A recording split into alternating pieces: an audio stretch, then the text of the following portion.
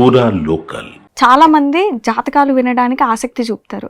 కొంతమంది వామ్మో అదేదో కుజుడు పట్టినంటే కుజుడు అని, లేకపోతే అలా ఏమైనా గండాలు ఉన్నాయేమో అని చెప్పి భయపడతా ఉంటారు. అవి వినడానికే కొంచెం ఆసక్తి చూపరు. సో అంటే వీటి వల్ల నిజంగానే మనము అంత ఇదిగా ఉంటుందా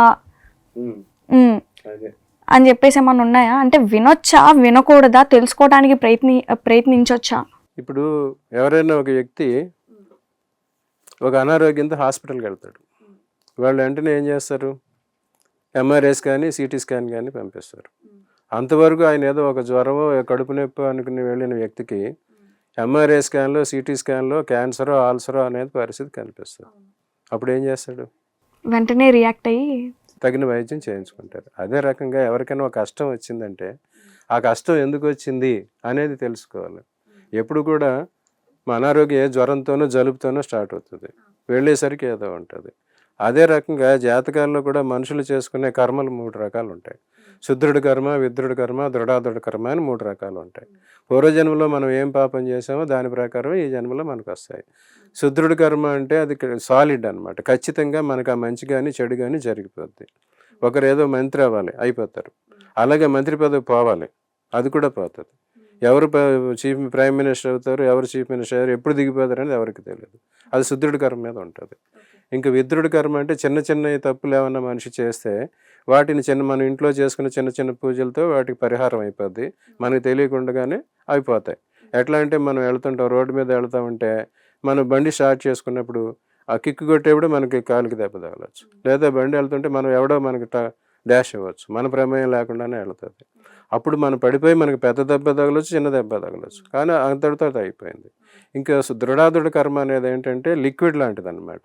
అదేంటంటే నువ్వు ఈ తప్పు చేసావు, ఈ తప్పుకి ఈ రకంగా పరిహారం చేసుకో అని చెప్పి భగవంతుడి ముందు దాన్ని మనకు తెలియజేస్తాడు అనమాట. అప్పుడు ఏం జరిగింది? ఇప్పుడు బండి మీరు యాక్సిడెంట్ అయింది, మీరు బండి బాగానే ఉందని వెళ్ళిపోయారు, కొంచెం దూరం వెళ్ళాక ఆగిపోయింది. అది అక్కడ మీకు ఇంజిన్కి దెబ్బ తగిలిందా, ఏం పోయిందనే తెలియదు కదా. అప్పుడు you have to go to the mechanic. అప్పుడు అతను చూసి ఈ పార్ట్ పోయింది, ఇది చేసుకోవాలని చెప్తాడు. అట్లాగే ఏదైనా ఒక బాధ కలిగించి ఆ బాధ ఎలా నివృత్తి చేయాలని చెప్పేదే ఈ దృఢాదుడి కర్మ అనమాట. ఇవన్నీ ఎప్పుడు తెలుస్తాయి? జాతకాలు చూసుకుంటేనే కదా తెలుస్తాయి. అసలు ముందే భయపడిపోతే ఎట్లా తెలుస్తాయి? అంటే చెప్పిన తర్వాత అరే నీకు అది ఉందిరా ఇది ఉందిరా అనగానే గుర్తొచ్చినప్పుడల్లా భయపడతా ఉంటారు. అన్నీ భయపడి ఇప్పుడు ఇందులో కూడా 3 రకాలు ఉంటాయి అన్నమాట. బాధ, పీడ, మారకం అని 3 రకాలు ఉంటాయి. అది మనకి బాధాకారణం అయితే కొంతసేపు బాధ పెట్టి పోతుంది. పీడ అయితే ఇంకొంచెం ఎక్కువ కాలం వెళ్తుంది. మారకం అంటే దానిలో మనకి మరణం లభిస్తుంది. సో అది ఏ రకంగా ఉన్నదనేది తెలుసుకోవాలి, ఎంత ఉన్నదే. అది ఏంటంటే గ్రహ బలాలు ఉంటాయి. ఆ గ్రహ బలాలు ఇదివరకు నైసర్గిక శుభులు, నైసర్గిక పాపులు అలా చెప్పేవారు. ఇప్పుడు అట్లా కాదు. గ్రహాలు ఏ గ్రహం కూడా కంప్లీట్గా మంచి చేయదు, చెడు చేయదు. వాళ్ళు కూడా వాళ్ళ అసైన్ డ్యూటీస్ పెట్టే చేస్తారు. అది దాన్ని షడ్బలాలు అని అంటారు. ఆ షడ్బలాల్లో ఇష్టఫలం, కష్టఫలం అని ఉంటుంది. ఆ ఇష్టఫలం ఎంత ఇస్తుంది, కష్టఫలం ఎంత ఇస్తుంది గ్రహం ఎప్పుడు వస్తుంది, అప్పుడు అది తెలుసుకుని ఇష్టఫలం వచ్చేప్పుడు మనకు కావాల్సిన దాన్ని ట్రై చేయాలి, కష్టఫలం వస్తుంటే దాన్ని తప్పించుకోవడానికి ట్రై చేయాలి.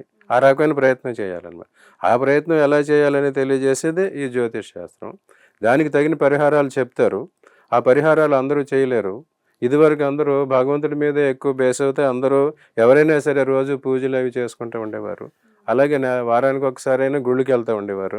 2-3 నెలల కన్నా తిరుపతి లాంటి ప్రదేశాలకు వెళ్తూ ఉండేవారు.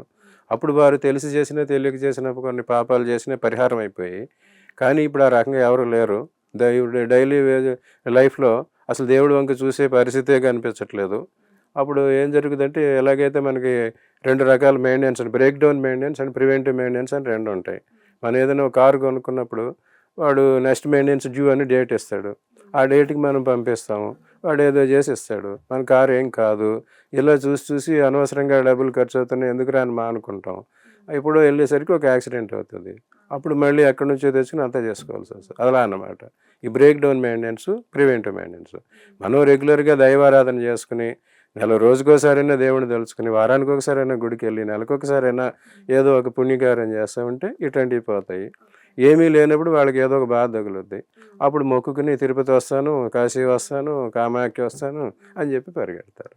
ఇవన్నీ ముందు నుంచే తెలుసుకుని ఎప్పుడు ఎవరికి ఏ మంచి జరుగుద్ది, ఏ చెడు జరుగుద్ది, ఆ మంచికి దానికి ప్రయత్నం చేయండి, చెడుకైతే తప్పించుకోవడానికి చేయండి అని చెప్పే గూగుల్ మ్యాపే మన జాతకం. ఎలాగైతే మనం ట్రావెల్ చేయడం గూగుల్ మ్యాప్ చూసుకెళ్తుంటే వెళ్ళేసరికి కొంత జూబ్లీ హిల్స్ ఎక్కిపోతే ట్రాఫిక్ జాము డైవర్షన్ వే చూపిస్తారు, అది తీసుకుని వెళ్ళొచ్చు. కానీ గూగుల్ మ్యాప్ చూసుకోకుండా వెళ్ళి ట్రాఫిక్ జామ్లు ఇరుక్కుపోయి బాధపడటం ఎందుకు? అట్లా చెప్పేది ఇదన్నమాట. సో ఎప్పటికప్పుడు శాస్త్రాన్ని మన జీవితాలకు అన్వయం చేసుకోవాలి. దాని ప్రకారం మనం చేసుకుంటూ ఉంటే అందరికీ మంచిగా జరుగుద్ది. ఇంకా చాలామంది భయపడేది ఏంటి, ఎవరికైనా ముందు దేవుడు జ్యోతిష్యం గుర్తొచ్చేది రెండే సార్లు, అమ్మాయిలు అబ్బాయిలు పెళ్లి టైము, ఉద్యోగం టైము. ఈ 2 సార్లు మాత్రం తప్పకుండా దేవుడు గుర్తొస్తాడు అందరికీ. చాలామందికి పెళ్లి విషయంలోనే చాలా అపోహలు ఉంటాయి. చాలామందికి ఎక్కువగా చెప్పేది ఏంటంటే కుజదోషం. ఆ కుజదోషం అంటారు. ఆ కుజదోషం అనేది అన్ని లగ్నాలకి కుజదోషం ఉండదు, అన్ని నక్షత్రాలకి కుజదోషం ఉండదు, అన్ని రాశులకి కుజదోషం ఉండదు, అన్ని స్థానాల్లో కూడా కుజదోషం ఉండదు. ఆ కుజుడు ఏ రాశిలో ఉన్నాడు, ఏ నక్షత్రంలో ఉన్నాడు, ఏ స్థానంలో ఉన్నాడు, మళ్ళీ ఆ దశ ఎప్పుడు వస్తుంది, ఆయనకి ఏం చేయాలి, అది స్వల్పమా అధికమా, అదంతా చూసుకుని ఆ కుజదోషం ఉన్నదా లేదా, దాని ఎంత పర్సెంటేజ్ ఆఫ్ ఇంపార్టెన్స్ ఉంది దానికి ప్రకారం చెప్పాలి తప్ప ఒక చాటు చూడగానే కుజదోషం ఉందని చెప్పేయటం కరెక్ట్ కాదు. సో ఇప్పుడు ఆ రకంగా మేము చెప్పుకుంటూ వస్తున్నాం. అది చాలామంది అన్నిట్లోనూ వ్యాపారం ఉన్నట్టే చాలామంది వ్యాపార దృక్పథంతో చేసేవాళ్ళు ఉంటారు. అటువంటి వారి దగ్గరికి వెళ్ళినప్పుడు ఇటువంటి విషయాలు జరుగుతూ ఉంటాయి. కానీ నిజాయితీగా చెప్పేవాళ్ళు కూడా ఉన్నారు. వాళ్ళ దగ్గరికి వెళ్తే మీకు సరైన అనాలిసిస్ వస్తుంది, వస్తుంది.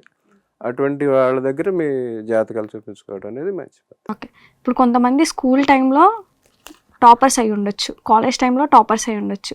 ఒక కరెక్ట్ ఏజ్లో జాబ్ కొట్టాలి అన్న టైంకి వీళ్ళకి జాబ్ రాదు. ఎంత ట్రై చేసినా సరే ఎక్కడో ఒక చోట వెనకబడి ఉంటారు. దానికి కారణం ఏదంటారు? అన్నిట్లలో యాక్టివ్గా ఉంటారు, అన్నిట్లలో ఫస్ట్, కానీ జాబ్ విషయం దగ్గరకు వచ్చేసరికి ఒక సర్టెన్ టైంలో వెనకబడి ఉంటారు. విద్య విషయం వచ్చేసరికి 3 రకాల విద్యలు ఉంటాయి. Elementary education, intermediate, middle education and higher education ఉంటాయి. కొంతమంది చెప్పినట్టుగా హై స్కూల్ వరకు బాగా చదువుతారు, తర్వాత ఇంటర్మీడియట్ డిగ్రీలో ప్రాబ్లమ్స్ వస్తుంటాయి. దానికి కారణం ఏంటంటే ఎలిమెంటరీ విద్యకి 3వ స్థానం చూడాలి, జాతకంలో 3వ స్థానం చూడాలి. అప్పుడు శుభగ్రహాలు ఉన్నాయంటే వారికి చిన్నప్పుడు విద్య అంతా బాగుంటుంది. అప్పుడు అక్కడ చెడు గ్రహాలు ఎక్కువ ఉన్నాయంటే ఆ విద్య ముందుకు వెళ్ళదు. అక్కడ సగం మంచి చెడు ఉంటే వీరు డింకీలు కొట్టి పాస్ అయ్యి ముందుకు వస్తారు. తర్వాత వాళ్ళకి మధ్య వయసులో 5వ స్థానం చూడాలి. 5వ స్థానంలో శుభగ్రహాలు ఉన్నాయంటే వారికి ఆటోమేటిక్గా మంచి విద్య వస్తుంది. ఆ తర్వాత 9వ స్థానం కూడా చూడాలి. కొంతమంది డిగ్రీలు ఉంటాయి కానీ జ్ఞానం ఉండదు అనమాట. సో 3, 5, 9 స్థానాలు చూసి వారికి ఏ దశలో మంచి గ్రహాలు ఉన్నాయి, ఏ దశలో మంచి గ్రహాలు లేవు, వారికి ఏ రకమైన విద్య వచ్చే అవకాశం ఉన్నది అది చూసి చెప్పాలి. దాని ప్రకారం దాన్ని ట్రై చేసుకుంటే అందరికీ అవుతుంది. ఇంకా ఉద్యోగం విషయానికి వచ్చేసరికి కూడా మనకి ఉద్యోగం మీద ప్రభావం చూసేవి 6, 10, 11 స్థానాలు అనమాట. 6వ స్థానం మనం దైనందిన జీవితంలో ఏం చేస్తాం, ఏ ఉద్యోగం చేస్తాం అనేది తెలియజేస్తుంది. 10వ స్థానం దానివల్ల మనకి ఎంత రెమ్యూనరేషన్ వస్తుంది అనేది తెలియజేస్తుంది. 11వ స్థానం అది ఎంతకాలం ఉంటుంది అనేది తెలియజేస్తుంది. అట్లాగే ఉద్యోగాలు ఇచ్చే గ్రహాలు సూర్యచంద్రులు, శని, వీరు ఎక్కువగా ఉద్యోగాలు ఇచ్చేవాళ్ళు అనమాట.